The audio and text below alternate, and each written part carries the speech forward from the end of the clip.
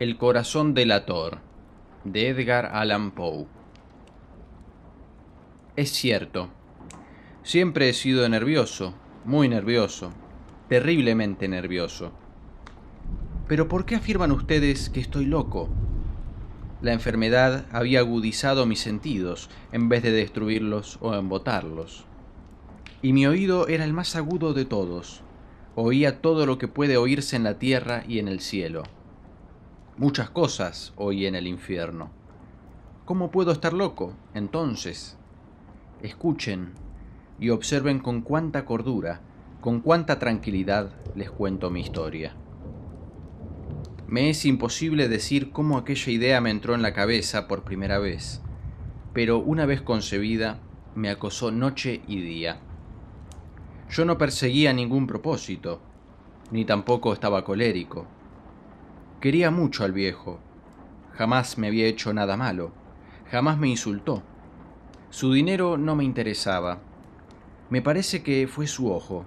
Sí, eso fue. Tenía un ojo semejante al de un buitre, un ojo celeste y velado por una tela. Cada vez que lo clavaba en mí se me helaba la sangre. Y así, poco a poco, muy gradualmente, me fui decidiendo a matar al viejo y librarme de aquel ojo para siempre. Presten atención ahora. Ustedes me toman por loco, pero los locos no saben nada. En cambio, si hubieran podido verme, si hubieran podido ver con qué habilidad procedí, con qué cuidado, con qué previsión, con qué disimulo me puse a la obra. Jamás fui más amable con el viejo que la semana antes de matarlo. Todas las noches, hacia las 12, hacía yo girar el picaporte de su puerta y la abría, oh, tan suavemente.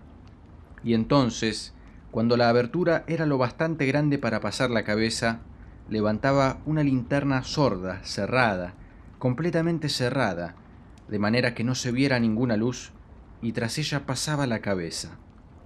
Oh, ustedes se hubieran reído al ver cuán astutamente pasaba la cabeza. La movía lentamente, muy, muy lentamente, a fin de no perturbar el sueño del viejo. Me llevaba una hora entera introducir completamente la cabeza por la abertura de la puerta, hasta verlo tendido en su cama. Es que un loco hubiera sido tan prudente como yo. Y entonces, cuando tenía la cabeza completamente dentro del cuarto, abría la linterna cautelosamente, oh, tan cautelosamente. Sí, cautelosamente iba abriendo la linterna, pues crujían las bisagras. La iba abriendo lo suficiente para que un solo rayo de luz cayera sobre el ojo de buitre. Y esto lo hice durante 7 largas noches, cada noche, a las 12. Pero siempre encontré el ojo cerrado, y por eso me era imposible cumplir mi obra, porque no era el viejo quien me irritaba, sino el mal de ojo. Y por la mañana, apenas iniciado el día, entraba sin miedo en su habitación y le hablaba resueltamente, llamándole por su nombre con voz cordial y preguntándole cómo había pasado la noche. Ya ven ustedes que tendría que haber sido un viejo muy astuto para sospechar que todas las noches, justamente a las 12, iba yo a mirarle mientras dormía. Al llegar la 8ª noche, procedí con mayor cautela que de costumbre al abrir la puerta. El minutero de un reloj se mueve con más rapidez de lo que se movía mi mano. Jamás, antes de aquella noche, había sentido el alcance de mis facultades, de mi sagacidad. Apenas lograba contener mi impresión de triunfo. Pensar que estaba ahí, abriendo poco a poco la puerta, y que él ni siquiera soñaba con mis secretas intenciones o pensamientos. Me reí entre dientes ante esta idea, y quizá me oyó, porque le sentí moverse repentinamente en la cama, como si se sobresaltara. Ustedes pensarán que me eché hacia atrás, pero no. Su cuarto estaba tan negro como la pez, ya que el viejo cerraba completamente las persianas por miedo a los ladrones. Yo sabía que le era imposible distinguir la abertura de la puerta, y seguí empujando suavemente, suavemente. Había ya pasado la cabeza y me disponía a abrir la linterna, cuando mi pulgar resbaló en el cierre metálico y el viejo se enderezó en el lecho, gritando: ¿Quién está ahí? Permanecí inmóvil, sin decir palabra. Durante 1 hora entera no moví un solo músculo, y en todo ese tiempo no oí que volviera a tenderse en la cama. Seguía sentado, escuchando, tal como yo lo había hecho noche tras noche, mientras escuchaba en la pared los taladros cuyo sonido anuncia la muerte. Oí de pronto un leve quejido y supe que era el quejido que nace del terror. No expresaba dolor o pena. Oh, no. Era el ahogado sonido que brota del fondo del alma cuando el espanto la sobrecoge. Bien conocía yo ese sonido. Muchas noches, justamente a las 12, cuando el mundo entero dormía, surgió de mi pecho, ahondando con su espantoso eco los terrores que me enloquecían. Repito que lo conocía bien. Comprendí lo que estaba sintiendo el viejo y le tuve lástima, aunque me reía en el fondo de mi corazón. Comprendí que había estado despierto desde el primer leve ruido, cuando se movió en la cama. Había tratado de decirse que aquel ruido no era nada, pero sin conseguirlo. Pensaba, no es más que el viento en la chimenea, o un grillo que chirrió una sola vez. Sí, había tratado de darse ánimo con esas suposiciones, pero todo era en vano. Todo era en vano, porque la muerte se había aproximado a él, deslizándose furtiva y envolvía a su víctima. Y la fúnebre influencia de aquella sombra imperceptible era la que le movía a sentir, aunque no podía verla ni oírla, a sentir la presencia de mi cabeza dentro de la habitación. Después de haber esperado largo tiempo, con toda paciencia, sin oír que volviera a acostarse, resolví abrir una pequeñísima ranura en la linterna. Así lo hice. No pueden imaginarse ustedes con qué cuidado, con qué inmenso cuidado, hasta que un fino rayo de luz, semejante al hilo de la araña, brotó de la ranura y cayó de lleno sobre el ojo de buitre. Estaba abierto de par en par, y yo empecé a enfurecerme mientras le miraba. Le vi con toda claridad, de un azul apagado y con aquella horrible tela que me helaba hasta el tuétano. Pero no podía ver nada de la cara o del cuerpo del viejo, pues, como movido por un instinto, había orientado el haz de luz exactamente hacia el punto maldito. ¿No les he dicho ya que lo que toman erradamente por locura es solo una excesiva agudeza de los sentidos? En aquel momento llegó a mis oídos un resonar apagado y presuroso, como el que podría ser un reloj envuelto en algodón. Aquel sonido también me era familiar. Era el latir del corazón del viejo. Aumentó aún más mi furia, tal como el redoblar de un tambor estimula el coraje de un soldado. Pero, incluso entonces, me contuve y seguí callado. Apenas si respiraba. Sostenía la linterna de modo que no se moviera, tratando de mantener con toda la firmeza posible el haz de luz sobre el ojo. Entretanto, el infernal latir del corazón iba en aumento. Se hacía cada vez más rápido, cada vez más fuerte, momento a momento. El espanto del viejo tenía que ser terrible. Cada vez más fuerte, más fuerte. ¿Me siguen ustedes con atención? Les he dicho que soy nervioso. Sí, lo soy. Y ahora, a medianoche, en el terrible silencio de aquella antigua casa, un resonar tan extraño como aquel me llenó de un horror incontrolable. Sin embargo, me contuve todavía algunos minutos y permanecí inmóvil. Pero el latido crecía cada vez más fuerte, más fuerte. Me pareció que aquel corazón iba a estallar. Y una nueva ansiedad se apoderó de mí. Algún vecino podía escuchar aquel sonido. La hora del viejo había sonado. Lanzando un alarido, abrí del todo la linterna y me precipité en la habitación. El viejo clamó una vez, nada más que una vez. Me bastó un segundo para arrojarle al suelo y echarle encima el pesado colchón. Sonreí alegremente al ver lo fácil que me había resultado todo. Pero durante varios minutos el corazón siguió latiendo con un sonido ahogado. Claro que no me preocupaba, pues nadie podría escucharlo a través de las paredes. cesó por fin de latir. El viejo había muerto.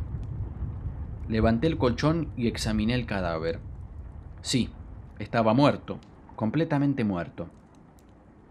Apoyé la mano sobre el corazón y la mantuve así largo tiempo. No se sentía el menor latido.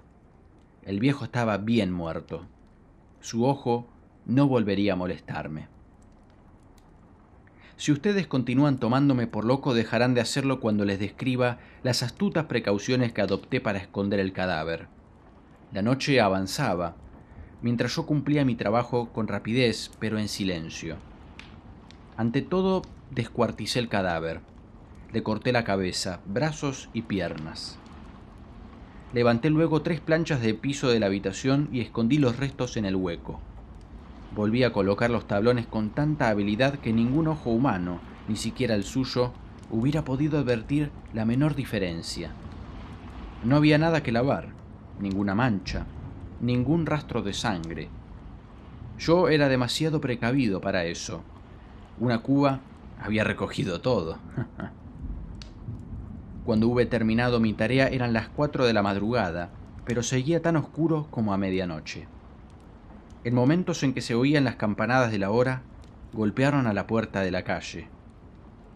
Acudí a abrir con toda tranquilidad, pues, ¿qué podía temer ahora? Hallé a 3 caballeros que se presentaron muy civilmente como oficiales de la policía.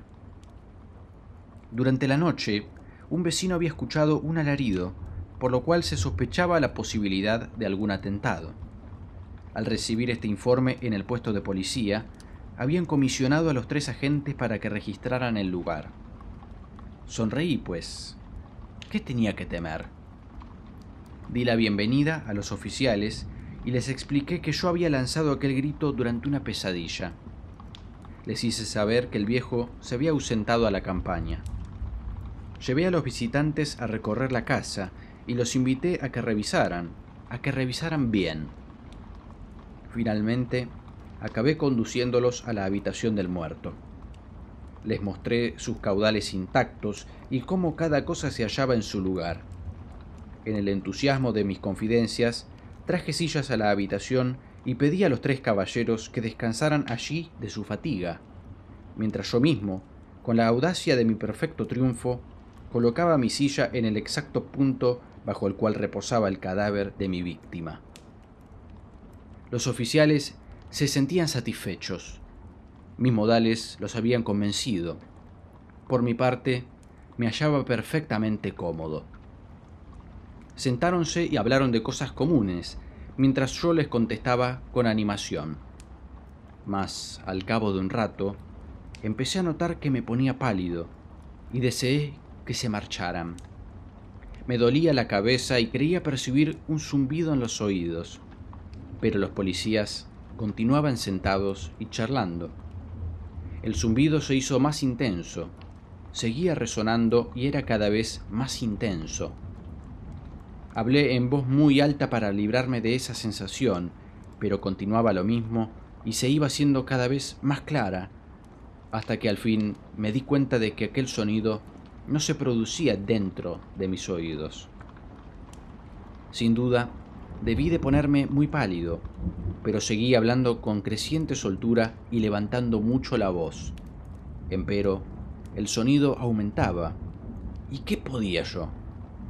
Era un resonar apagado y presuroso, un sonido como el que podría ser un reloj envuelto en algodón. Yo jadeaba, tratando de recobrar el aliento, y sin embargo, los policías no habían oído nada. Hablé con mayor rapidez, con vehemencia, pero el sonido crecía continuamente. Me puse en pie y discutí sobre insignificancias en voz muy alta y con violentas gesticulaciones, pero el sonido crecía continuamente. ¿Por qué no se iban? Anduve de un lado a otro, a grandes pasos, como si las observaciones de aquellos hombres me enfurecieran, pero el sonido crecía continuamente. ¡Oh, Dios! ¿Qué podía hacer yo? Lancé espumarajos de rabia, maldije, juré. Balanceando la silla sobre la cual me había sentado, raspé con ella las tablas del piso, pero el sonido sobrepujaba a todos los otros y crecía sin cesar. Más alto, más alto, más alto. Y entre tanto los hombres seguían charlando plácidamente y sonriendo. ¿Era posible que no oyeran? ¡Santo Dios! No, no. Claro que oían y que sospechaban, sabían, y se estaban burlando de mi horror. Sí, así lo pensé y así lo pienso hoy. Pero cualquier cosa era preferible a aquella agonía. Cualquier cosa sería más tolerable que aquel escarnio. No podía soportar más tiempo sus sonrisas hipócritas. Sentí que tenía que gritar o morir, y entonces, otra vez, escuchen, más fuerte, más fuerte, más fuerte, más fuerte. Basta ya de fingir, malvados, aullé. Confieso que lo maté. Levanten esos tablones, ahí, ahí, donde está latiendo su horrible corazón.